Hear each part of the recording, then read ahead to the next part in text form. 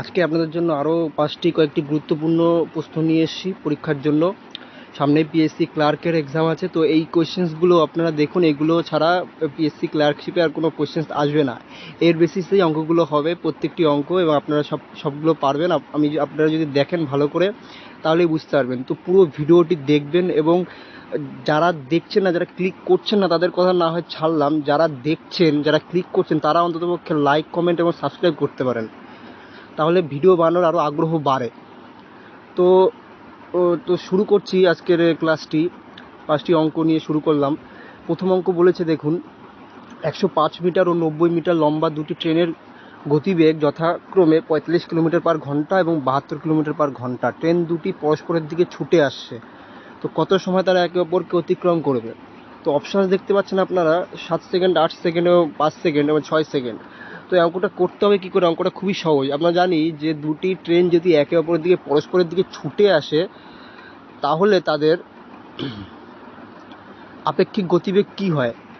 আপেক্ষিক গতিবেগটা যোগ হয়ে যায়, অ্যাড হয়ে যায়। তার মানে কী হবে? প্রথম ট্রেনটির গতিবেগ 45 কিলোমিটার পার ঘন্টা এবং সেকেন্ড ট্রেনটির গতিবেগ 72 কিলোমিটার পার ঘন্টা। তাহলে 45 আর 72 যোগ করে নেব আমরা। কত হবে? 5 2 7 আর 7 4 11, এত কিলোমিটার পার ঘন্টা। তো আমাদের বের করতে হবে কি? আমাদের বের করতে হবে বলেছে কত সময় তারা একে অপরকে অতিক্রম করবে। তো ট্রেনের দৈর্ঘ্য, দুটি ট্রেনের দৈর্ঘ্য দেখুন, একটা হচ্ছে 105 মিটার এবং একটা হচ্ছে 90 মিটার। তো আমাদের কিন্তু উত্তরটা বের করতে হবে সেকেন্ডে। তাহলে আমরা কি করব? এখন এই 117 কিলোমিটার পার আওয়ার ঘন্টা, এটিকে আমরা মিটার পার সেকেন্ডে ট্রান্সফার করব। তো মিটার পার সেকেন্ডে ট্রান্সফার করতে গেলে কী করতে হবে? 117কে আপনারা জানেন কিনা জানি না, কিন্তু এটা ফর্মুলা আছে, 5/18 দিয়ে গুণ করতে হয়। 5/18 দিয়ে গুণ করলাম। তো 5/18 অ্যাকচুয়ালি হয় কী করে? উপরে উপরে কিলোমিটার থেকে মিটার নিতে গেলে 1000 লাগে। 1000 বাই আর হচ্ছে গিয়ে আওয়ার মানে হচ্ছে 3600 সেকেন্ড। সেটা কাটাকুটি করলে 5/18 আসে। তো আপনারা এখন কাটাকাটি করুন। এখান থেকে 3 দিয়ে করলাম, 3 6 18, 3 তিরিকে 9, 2 27, 3 9 27, 3 দুগুণে 6, 3 13 39। তাহলে কত হলো? সমান সমান 65/2 মিটার পার সেকেন্ড। তো 65/2 মিটার পার সেকেন্ড। তো এবার কি করতে হবে? এবার বলছে দুটি ট্রেন, মানে তারা একে অপরকে অতিক্রম করবে কখন, কত কত সেকেন্ডে। তাহলে 105 মিটার, একটা ট্রেনের দৈর্ঘ্য 105 মিটার, আরেকটার দৈর্ঘ্য হচ্ছে গিয়ে 90 মিটার। সমান সমান কত? সমান সমান 5 9 195 মিটার। তো টোটাল হচ্ছে দৈর্ঘ্য হচ্ছে 195 মিটার। আমরা জানি টাইম সমান সমান কি? টাইম সমান সমান ডিস্টেন্স বাই স্পিড। তো ডিস্টেন্স কত? Distance 195 metre. 195 বাই স্পিড কত? স্পিড হচ্ছে 65/2। তো এটা উপরে চলে যাবে, 2 পরের লাইনে, 65 নিচে থাকবে এবং পরের লাইনে উপরে 2 চলে যাবে।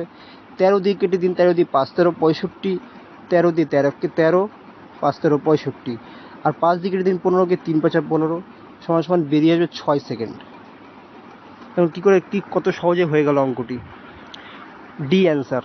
নেক্সট কোয়েশ্চেনে চলে যাচ্ছি। হ্যাঁ, বলেছে যে সোনা এবং রূপার 50 গ্রামের একটি সংকর ধাতুতে সোনার পরিমাণ 80%। এই সংকর ধাতুতে কি পরিমাণ সোনা মেশালে সোনার পরিমাণ 95% হবে? এটা হচ্ছে মিশ্রণের অঙ্ক। এটা একটু গুরুত্বপূর্ণ কোয়েশ্চেন, পরীক্ষায় বারবার আসে এই টাইপের কোয়েশ্চেনগুলো। তো এই অঙ্কগুলো কীভাবে সহজে করতে হবে দেখে নিন। ওই যে কী পরিমাণ মেশালে, সোনা মেশালে সোনার পরিমাণ 95% হবে। তো ছিল কত? 80%। 80% থেকে আমার 95% বানাতে হবে। তো আমরা ধরে নিই যে টোটাল ধাতুটা, সংকর ধাতুটা হচ্ছে কি 100। তাহলে 80% তার ভিতরে আছে কত? 80% আছে গিয়ে সোনা। তো এক পাশে আমরা এইভাবে করবো, আমরা এক পাশে 80কে রাখবো, আরেক পাশে আমরা টোটালটাকে রাখবো। টোটাল মানে টোটাল সংকর ধাতু, এবং বানাতে হবে আমার 95%। সাধারণ অ্যালিগেশন মেথড ইউজ করবো এখানে। তো এখানে হবে গিয়ে 15, আর এ পাশে হবে গিয়ে 5। তো 5:15 মানে 1:3। তো এই যে ওয়ানটা, এই ওয়ান সমান সমান, এই ওয়ান সমান সমানই হচ্ছে কি 50 গ্রাম। তাহলে আমাদের মেশাতে হবে, সোনা মেশাতে হবে, মানে এটা হচ্ছে কি গোল্ড আমাদের, এটা হচ্ছে কি গোল্ড, আর এটা হচ্ছে কি টোটাল সংকর ধাতু। হ্যাঁ, তো এবার এক সময় সমান 50, 1 ইউনিট সময় সমান 50 গ্রাম, তাহলে 3 ইউনিট সমান সমান কত হবে? 150 গ্রাম। তার মানে আমাদের 150 গ্রাম সোনা মেশাতে হবে। তো সি হচ্ছে অ্যান্সার। নেক্সট কোয়েশ্চেন বলেছে, একটি খেলনার মুদ্রিত মূল্যের উপর 10% ছাড় দিলে এক দোকানদারের 20% লাভ হয়। যদি তিনি 20% ছাড় দিতেন তাহলে তার কত শতাংশ লাভ হতো? তো এই অঙ্কটি কী করে করতে হবে? অঙ্কটি করা খুবই সহজ। আপনারা এইভাবে করবেন অঙ্কটি। আপনারা কীভাবে করবেন আমি জানি না, কিন্তু এইভাবে করাটা সবথেকে বেটার। যে 10% ছাড় দিলে সহজে করার জন্য কী করবেন, আপনারা সঙ্গে সঙ্গে একপাশে কস্ট প্রাইস মানে ক্রয় মূল্য, এটা মার্কেট প্রাইস মানে হচ্ছে কি ধার্য মূল্য, এবং এটা হচ্ছে সেলিং প্রাইস মানে হচ্ছে গিয়ে বিক্রয় মূল্য, আপনারা এইভাবে তৈরি করে নেবেন। তো 10% মানে কত? 10% মানে হচ্ছে 1/10। এই যে 10% ছাড় দিয়েছে, এটা কিসের উপরে ছাড়? সবসময় আপনাদের মনে রাখতে হবে যে মার্কেট প্রাইসের উপরে ছাড় দেওয়া হয়। তো মার্কেট প্রাইসের উপরে ছাড় দেওয়া হয়, তাহলে মার্কেট প্রাইসের জিনিসটার দাম যদি 10 টাকা, 10 ইউনিট যদি হয়, তাহলে 1 ছাড় দিয়েছে, তার মানে সেলিং প্রাইস হবে কত? 9। আর হচ্ছে 20% ছাড়, এই কী বলছে, 20% লাভ হয়, দোকানদারের 20% লাভ হয়। 20% মানে কত? 20% মানে হচ্ছে 1/5। তো 20% মানে 1/5। তাহলে আমরা জানি যে লাভ হয় কিসের উপরে? ক্রয় মূল্যের উপরে। তো লাভ হয় ক্রয় মূল্যের উপরে, তাহলে হচ্ছে কি ক্রয় মূল্য হচ্ছে 5 এবং বিক্রয় মূল্য হচ্ছে 1 বেশি মানে হচ্ছে 6। তাহলে এবার আমাদের সবসময় আমরা জানি যে সেলিং প্রাইস সবসময় একই থাকে। তাহলে 9কে আমরা উপরে 6 দিয়ে গুণ করব, আর নিচে এটাকে 6কে আমরা 9 দিয়ে গুণ করব। তো এরকমই উপরে 10কে মানে মার্কেট প্রাইসের যে 10 ইউনিট আছে সেটাকেও আমরা 6 দিয়ে গুণ করব, এবং কস্ট প্রাইসের যে 5 আছে ইউনিট আছে সেটাকে আমরা 9 দিয়ে গুণ করব। করলে পরে দেখুন এগুলো সব ইউনিটে বেরোবে। কস্ট প্রাইস বেরিয়ে যাবে 45, মার্কেট প্রাইস বেরিয়ে যাবে 60, এবং সেলিং প্রাইস বেরিয়ে যাবে 54 ইউনিট। তো এবার বলেছে যে যদি তিনি 20% ছাড় দিতেন তাহলে তার কত শতাংশ লাভ হতো। তো আমরা জেনে গেলাম এখানে যে কস্ট প্রাইস হচ্ছে 45, মার্কেট প্রাইস হচ্ছে গিয়ে 60, এবং সেলিং প্রাইস হচ্ছে 54। তো আমাদের এবার ছাড় দেওয়া হয় কিসের উপরে? কিছুক্ষণ আগেই বললাম যে ছাড় দেওয়া হয় সবসময় ধার্য মূল্যের উপরে বা মার্কেট প্রাইসের উপরে। মার্কেট প্রাইসের উপর ছাড় দেওয়া হয়। তাহলে 20% ছাড় দিলে কী হতো? 60 ইউনিটের উপরে 20% যদি ছাড় দেওয়া হয়, 60 ইউনিটের উপর যদি 20% যদি ছাড় দেওয়া হয়, 20% যদি ছাড় দেওয়া হয়, 20% যদি ছাড় দেওয়া হয়, তাহলে কত হবে? 2 দিয়ে 5 দুগুণে 10। 20% ছাড় মানে কত? 80। ওহো, 80। হ্যাঁ, তাহলে হচ্ছে 2 দিয়ে 5 দুগুণে 10, উপরে হচ্ছে 2 দিয়ে 4 দুগুণে 8। তাহলে 5 দিয়ে 5 বারং 60। তাহলে কত হবে? 4 বারং 48 ইউনিট হবে। 48 ইউনিট হবে, 4 বারং 48 ইউনিট হবে। তো আমরা জানি কস্ট প্রাইস কত? ক্রয় মূল্য হচ্ছে গিয়ে 45। ক্রয় মূল্য হচ্ছে গিয়ে 45। ক্রয় মূল্য 45 এবং বিক্রয় মূল্য কত? এবার বেরিয়ে আসলো 48। তাহলে 45 আর 48, তাহলে লাভ আমাদের কত হয়েছে? প্রফিট হয়েছে 3 ইউনিট প্রফিট হয়েছে। কার উপরে? ক্রয় মূল্যের উপরে। তাহলে 3/45 ইন্টু 100 হচ্ছে কি লাভের হার, প্রফিট পার্সেন্টেজ। 3 দিয়ে 3 15 45, 5 দিয়ে 3 5 15, 20। তাহলে কত হবে? সমান 3 6 18, 18 2/3%। এইটা হচ্ছে আমাদের প্রফিট। কোনটা উত্তর? 6/2/3 উত্তর। তো 6/2/3 মানে বি।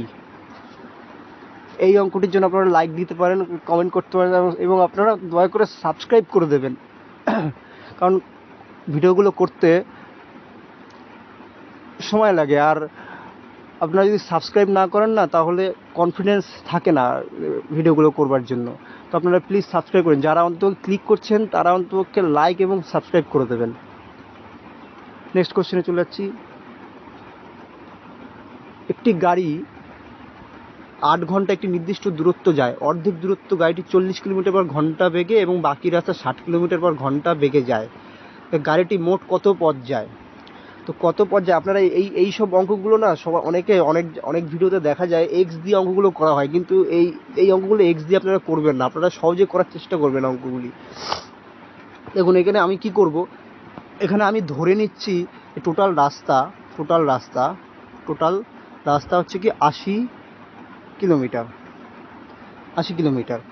তো এবার এই 80 কিলোমিটার একটি গাড়ি এই 80 কিলোমিটার 8 ঘন্টায় দূরত্ব অতিক্রম করছে। তো এবার বলেছে যে অর্ধেক দূরত্ব যায় হচ্ছে 40 কিলোমিটার/ঘন্টা। তো আমরা আগে প্রথমে জেনে নেবো কি, প্রথমে আমরা জেনে নেবো যে টাইম সমান সমান ডিস্টেন্স বাই স্পিড।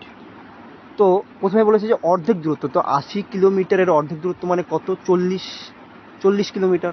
তো এই 40 কিলোমিটার যাচ্ছে সে 40 কিলোমিটার/আওয়ার ঘন্টা গতিবেগে, তার মানে সময় লাগছে কত, 1 ঘন্টা।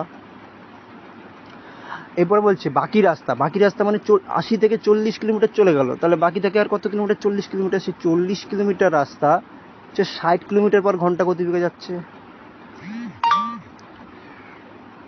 তাহলে কত হবে, সময় হবে কত, 2/3 ঘন্টা। তো এই যে 1 ঘন্টা, এই 1 ঘন্টা প্লাস 2/3 ঘন্টা, এটা সমান সমান হচ্ছে কি 8 ঘন্টা। তার মানে কত হয়, তাহলে 5/3 ঘন্টা, এই 3 ইউনিট, 5/3 ইউনিট সমান সমান 8 ঘন্টা। হ্যাঁ, তাহলে 1 ইউনিট সমান 24/5 ঘন্টা।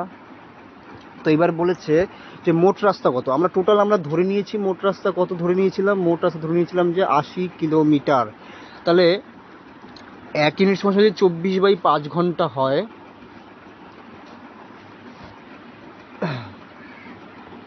তাহলে 80 সমান সমান কত হবে, 80 ইউনিট সমান সমান 24/5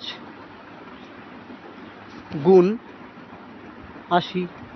তাহলে 516 যদি 80 করি, কাটাকুটি করলে পরে কত হবে, 16 64 4 হাতে আমার 6, 16 32 32 আর 6 38, মানে 384 কিলোমিটার।